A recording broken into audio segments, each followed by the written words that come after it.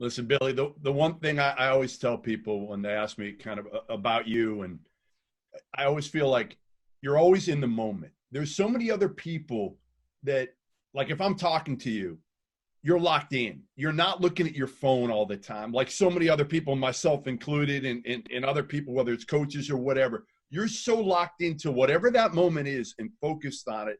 And I think that's a skill that I don't know when you learned it, if there was something in your life, if that's always been you, but I think that's something that not a lot of people have. Well, I appreciate it, Jeff. I mean, obviously you are such an engaging speaker that I just can't take my eyes off. There you go. I think that, for me, I think these guys will agree. There's always like these inflection points that a season never just goes smoothly. Like there's always these really, really difficult situations. And, I think as coaches, you take chances. And we'll talk a little bit about 2007, but I think these guys will remember this vividly. And I think that this could have gone either way. We were 10-6 in the league. We weren't playing well. I think we had maybe one or two games left in the regular season. And we had really gotten beat pretty handedly by Alabama. And Richard Hendricks, I think, had like 35 points and 15 rebounds. And Joakim and Al, as sophomores, really got manhandled in the game. And they weren't as disciplined as they needed to be. That game ended any opportunity to compete for regular season championship outright. And I'll never forget, we were watching film, and Adrian Moss was really frustrated because he felt like he was a guy that did all the little things, all the right things, and that those guys shouldn't be playing, that they should be sitting on the bench. And a lot of times I think players can get defensive.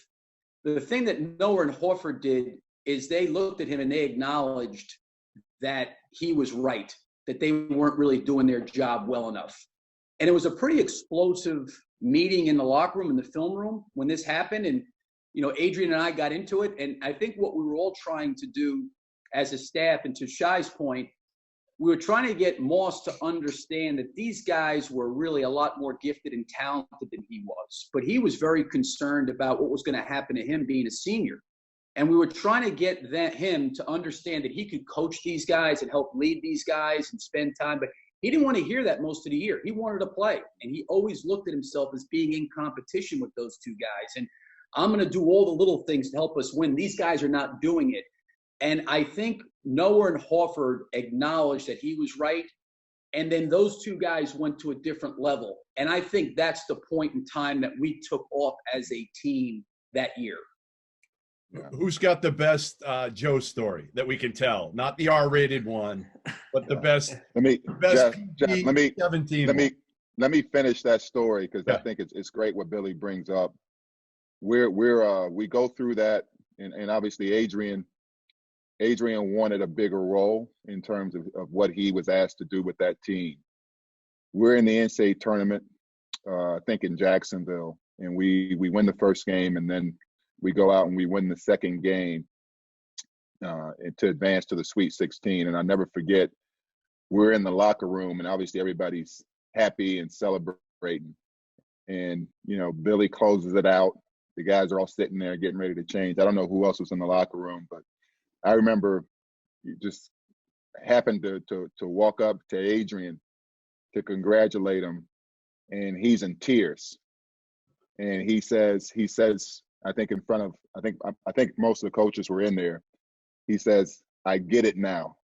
Really? I get it now. Yep. Mm-hmm. Like he understood, this is the role I have to play. And he saw the emergence of Joakim, and he saw the emergence of Al, and what they were able to do and what our team had a chance to accomplish. So it took him the whole year, actually, second round of the NCAA tournament before he got it. And the beautiful thing about it is he was a key piece in us being able to win, against Villanova and Georgetown, and to advance and, get to the Final Four, and what we did there.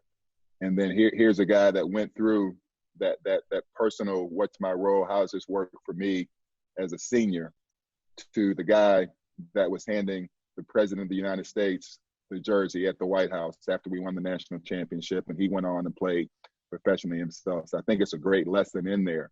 and I still use it, with our guys in terms of guys understanding, every role is important, whether you're a starter or whether you're coming off the bench. So I think that was a great teaching point, and just to be able to witness that, the way Billy handled that in that situation with